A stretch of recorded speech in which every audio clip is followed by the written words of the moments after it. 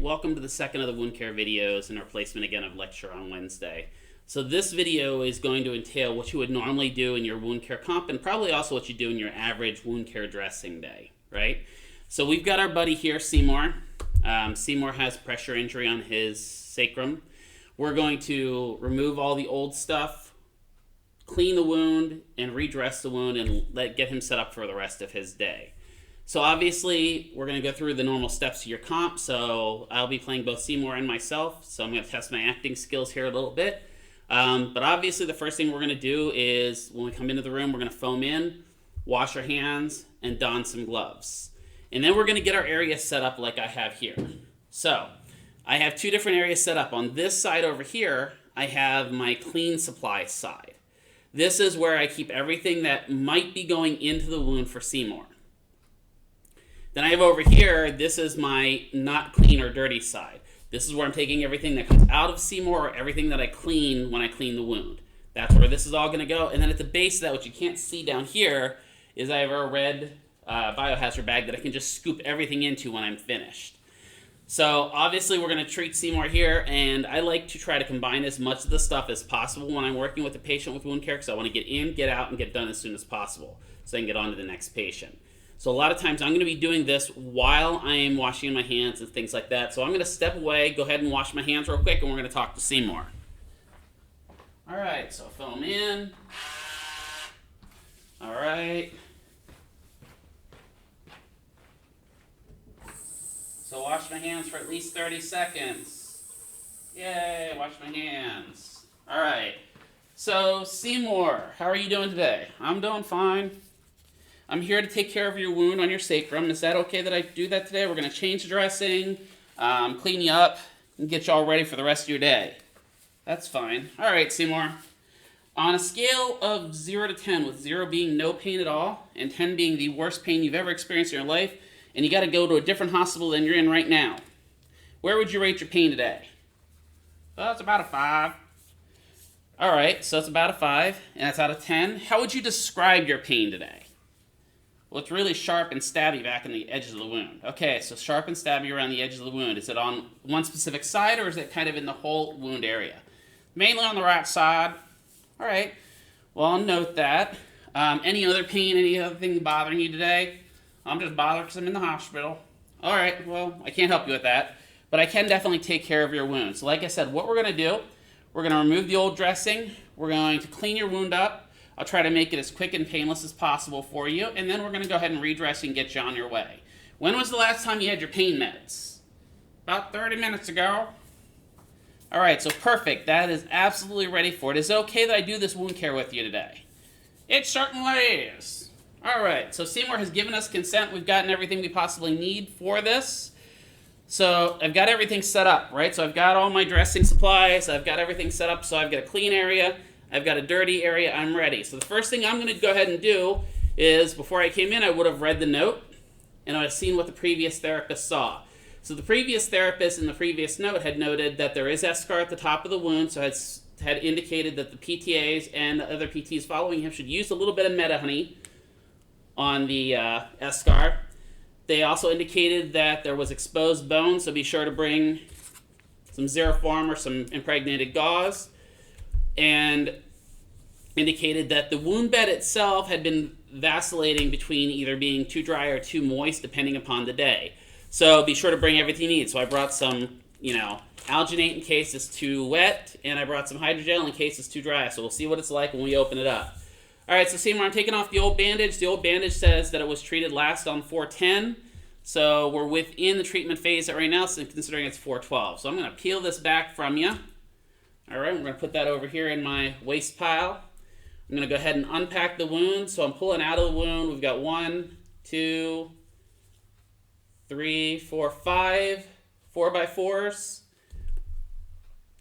in the actual wound bed itself. I've got 1, 2, 3 4x4s in the undermining. I've got a strip of impregnated gauze covering my exposed bone and tendon, and I've got a tail of strip gauzing down in the actual wound. So now that I'm looking at the wound itself, right? I'm going to stand up here and so that I can see it. Now that I'm looking at the wound, it's actually I can't because if I stand up, you can't see me. Now that I'm looking at the wound itself, I've definitely got some eschar up in this corner, right? I know I've got a tunnel down here, and I've got undermining up in the under portion up here. So all of that has to be taken care of.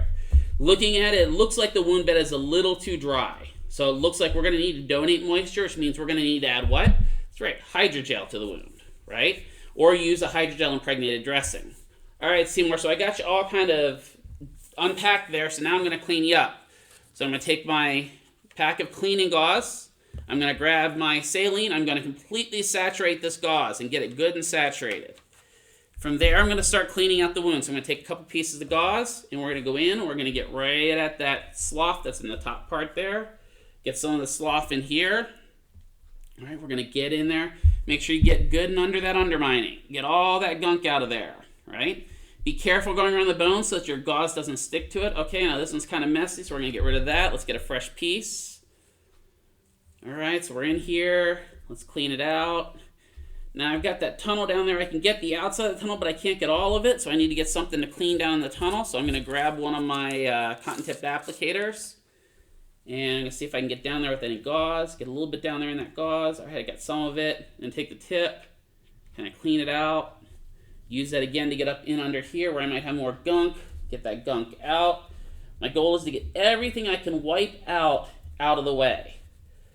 All right, so I got the wound. It's all nice and cleaned up. I got all the gunk out of it. Great. All right, yay. I got it. There's no foul odor emitting from it, so I'm not suspecting any infection. But definitely has some slough and some eschar to go along with it. So now I got everything kind of cleaned up. The next thing I'm going to do the measurements. This is where you have the options. If your wound bed is not infected, you can go ahead and take your measurements, without changing gloves. But if your wound bed is infected, this may be the time that you want to change gloves. I tend to change gloves before I put the fresh dressings on, so I'm going to stick with that. So I'm going to get my set of cotton applicators here, and I'm going to set this where I can measure off of it. We need to get our wound measurements, right? So I'm going to start with my length. So our length goes from head to tail, 12 to 6. So we've got that for length. We've got about 10 centimeters in length. I'm going to leave that one on there for my 12 to 6 measurement. And I come in and get my 3 to 9 measurement. My 3 to 9 measurement looks about widest right there. So I've got 8 centimeters in length. So I've got a 10 by 8 wound. And let's look at the depth. I'm going to probe along. Deepest right about there. And I've got about 3 centimeters in depth. So I've got a wound that's about, 10 centimeters long, 8 centimeters wide, and about 3 centimeters deep. Now I've got to go for my undermining. So my undermining, as I turn this wound towards you, my undermining goes from here to here. Get that in place so you can see. Hold on, lost the stick. They rolled out a little bit. Let me just try to get this position so we can see it. There we go. So undermining tends to go from there. So we've got undermining going from about, I'm going to say 10 o'clock, running all the way over to about 1. So undermining from 10 to 1, with my deepest being at about 1 o'clock, and my deepest is 3 centimeters. So again, 10, 8, 3, 10 to 1, 3 at 1 o'clock. Now I got to find my tunnel. The tunnel's over here. My tunnel is at about 7 o'clock. Tunnel's at 7 o'clock with a max depth of 5 centimeters. So about 5 centimeter tunnel depth. Those are compost at this point. They're waste. The next thing I need to do is do my measurements. So I got about 10% eschar there. Got about 5% bone. So that's 15%. About another, say, 30% slough. So 10 plus 5 plus 30. So we got 45% and about 55% granulation tissue. So we've got our measurements. Now what I got to do, Seymour, is I got to go ahead and change gloves and get rid of these dirty gloves. I'll be right back with you if you don't mind. He's like, sure, no problem. So I'll go ahead and take off my old gloves. I will go ahead over here. We'll refoam in, right? We'll go wash our hands. We don't always have to do that, but it's a lot easier to get your gloves on if you've done that. So I've now washed my hands again. I'm putting new gloves on. And now I'm going to redress his wound, right? So now I know I'm getting to my final stages of treating the wound. One of the things I'm going to do at this point that I'm going to dress this wound is I'm going to date and sign my dressing I'm going to put on that wound. Because that way I don't forget it, because you don't want to sign the patient's bottom while you're doing it. So I'm going to take out my marker here. And I've got my dressing here. I'm going to put my initials on it. I'm going to put the date. And I'm going to put the time, so it looks like it's 4/12 at 15:19. So I've got my dressing now set up so that I can go ahead and put it on the patient. All right, so I'm ready for that. So now I've got this set up. All right, Seymour, we're going to go ahead and dress your wound. So first thing I'm going to address, I address my undermining and my tunneling first. So I'm going to get a strip of my gauze. Get another one of my cotton-tipped applicators. And we're going to go ahead and pack this wound in. So packing that wound. Packing that wound. Coming in. We want that tunnel to be just packed. We don't want any dead space in there. So we got to pack it nice and good. You can also moisten this with the gauze or the fluid that you already have in your gauze or in your gauze pads. And you want to make sure that when you're packing it, when you've got that good and packed in there, you want to be sure that you leave yourself a tail. Because if you don't leave yourself a tail, you're not going to be able to get that gauze back out in the end. So I got my my thing packed. I'm going to go ahead and lay down my impregnated gauze because I'll be 100% honest with you. I've said this before. I usually forget this the most. So I'm going to go ahead and protect that bone right now before I forget. So I'm going to lay down my impregnated gauze on my bone. I'm going to get some gauze pads. So we know that we had 3 up in that undermining. So I'm going to try to start with that. So we got 1, 2, and 3. I'm going to go ahead and fold that over. And we're going to pack that up in to that undermining. Again, we want no dead space in there. I got some dead space over here, so I might need a little bit more. So I'm going to pack another one in there. All right, it's good and packed. What you can see is that undermining is good and packed in there. The next thing I need to do is fill the wound bed, right? Before I do that, though, I'm going to take a little bit of the Meta Honey, right? I'm going to take some of the Meta Honey. I'm going to open her up so it's all open. We're going to put a little dab of D on side of your cotton swab, and we're just going to coat the edges of this wound bed, okay? So now that's coated. The next thing we're going to do is put in our hydrogel. So we get our hydrogel, and we're going to go ahead and coat the whole inside of this, get it nice and moist, and then we're going to thin out the liquid and smear it all around. I can take some of that hydrogel then and do the peri-wound area to make sure that it's vitalized and nice and moist. And I've got that area all set up now. So the next thing I'm going to do is pack in the wound. So I'm going to grab some gauze, and I'm going to continually pack in that wound until I have no dead space. So I don't want any negative. So I can still push in here, so I may want another piece of gauze.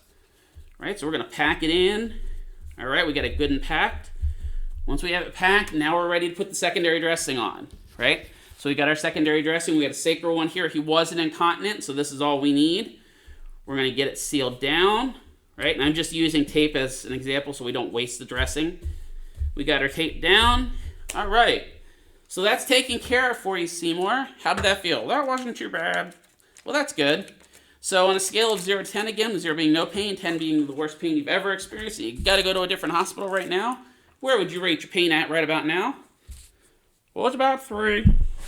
Okay, so we got that dressing on. Is this still the same kind of stabby, achy? What's a little less achy? All right, well, I'm glad that we were able to do that for you. You're ready to go. Don't forget to be doing your bed exercises, and the regular PT will be in to see you a little bit later to do your therapy. Is that okay? Sure. All right, go watch some Judge Judy, and you have yourself a good day, Seymour. All right, so we got him packed. We got him all done. So now all of this old dressing stuff, all this old stuff, right? We're going to save that dressing. That's going to go in here. We're going to put that all nice in this biohazard bag. We're going to protect it. And that's going right in that biohazard bag because all that has Seymour gunk on it. And we want to make sure that any stuff with patient gunk in it goes in there. Anything left over from this, I'm going to label with Seymour stuff on it and let it know that's the stuff I've been using with Seymour and save it for another date.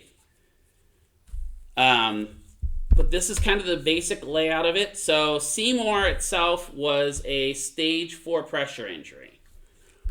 If he was a stage 4 pressure injury when he came in, that's what he's going to be labeled as. But let's say that Seymour came in as a stage 1 and now is a stage 4. He will always stay what he originally was. So if he came in as a stage 1, he's going to be a stage 1 presenting as a stage 4. If he was a stage 4 coming in, he could be now a stage 4 presenting as a stage 1 injury. But we always kind of trend towards whatever they started as. That's important for the hospital because that will help with reimbursement. So if I come in as a stage 1 and now I'm a stage 4, that means I've gotten worse. That means the hospital is responsible for making things worse for me.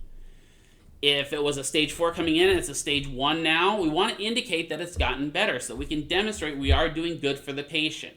All that has to be documented. So it could be a stage 1 presenting as stage 4. It could be a stage 4 presenting as stage 1. It could be a stage 2 presenting as stage 4. It doesn't really matter, but the initial evaluation as determined either by the wound care doctor or the therapist is what it'll always stay as and then present as X, Y, or Z. I hope that makes sense, right? If we have a wound, remember, the stage 4 is where we can see exposed tendon and bone. Even if we have eschar at that point, it's always going to be a stage 4, right? But let's say we have a wound like we have here on the side of Seymour's leg, right? So I want I don't have any more of my sticks, do I? Let me grab one of my probes. All right. So, like we have here where he's got some where is it? There it is. Where he has some eschar on it, right? So if that's the wound where he has some eschar on it, unfortunately we can't stage that wound until we've removed that eschar. So that means PT is going to have to come in and, debride this whole area, get rid of this eschar. Once we get rid of the eschar, we can officially stage it. Until that point, this is unstageable because we don't know how bad it is. We could pull this whole eschar off and it'll go all the way down to his troch. So we have to make sure that we know what's under there before we stage it, right? So stage 1, obviously, is where we have that non-blanchable erythema, right? Stage 2 is where we just kind of get into that skin. Stage 3, we've got a partial thickness going down in, and we've got going towards that full thickness into the dermis. And stage 4, obviously, we see exposed tendon and bone. If we have something like this, where we get this nasty looking bruise that doesn't look like a bruise anymore because it's got a little bit of a ridge, this we call a suspected deep tissue injury. Usually what this is we got something worse going on under the skin. We just don't know what it is yet. So we've got to get and figure out, once this opens up, then we can determine what it is. But until then, we'll call it a suspected deep tissue injury, or SDTI. This wound here is a surgical incision. When the surgical incision opens up, and you see it by the stitch marks along the sides, when a surgical incision opens up, we call that a dehisced wound, right? And there's many reasons a surgical incision can open up. It can open up from poor stitch work. It can also open up from an infection on the inside, right? The scar on my neck opened up because I got an infection on the inside of my wound. It was actually pushing the internal stitches out. So that could cause dehiscence as well. I don't know what the cause of this dehiscence was. They didn't really say on the actual wound care model. But that's kind of what we're looking at there. So you always want to make sure when you're doing your wounds, right, we need to get our length, our width, our depth. Those are the basic ones we have to get. Then we have to get our percentages. How much of the wound is healthy granulation? How much of the wound is eschar? How much of the wound is slough? How much of the wound is exposed bone, tendon? Anything to that effect, right? We have to determine if there's any undermining or tunneling, right? So in the case of this wound over here, we got some undermining going on up here, right? And I always like to think that an undermine is you could be mining under the skin, whereas a tunnel is a hole going somewhere, right? We need to indicate that as well. We're always going to base our measurements based upon a clock, with the head being 12 o'clock and the spot between the feet being 6 o'clock. And then we always want to take all of our measurements, our length and our widths, perpendicular to each other. So it doesn't matter where along we take it, as long as those measurements are perpendicular to one another. We can't go diagonal. We may want to, because we know that's the biggest area we can get. We've got to stay perpendicular. We can use things such as the Any1 tool to keep track of it, where we can place that around the edges and take a picture of it, and then we can save that for future reference to see how the wound's progressing. There are wound trace models you can lay over it and then trace the wound itself and put that into the patient's chart. Just generalized pictures, right? But anytime that we're doing, whether we're doing recording or pictures, we have to make sure that we let the patient know we are taking pictures of them. We have to be very open and front about that so they know that they're going in their medical record, they're not getting shared with anyone else, but it helps us track the progression of their wounds, right? And again, any medications or anything we add to this wound bed has to be cleared by the PT. I hope that helps with the dressing and everything of the wound. We got everything kind of packed in here. We got it nice and moist. If it was too moist, we would have used our alginate, obviously, but we didn't use it. We're going to pretend like we didn't open that. Obviously, if it's too dry, we'll add hydrogel. We can use saline as well if it's too dry, but the hydrogel just works a little bit better than just traditional saline. If that is it and there are no questions, obviously there's no one here to ask any questions, so I don't know why I said that. I'm just going to go ahead and wrap this up. This has been Doing the Wound Care Comp 101 in a few minutes. I will catch you on the next video.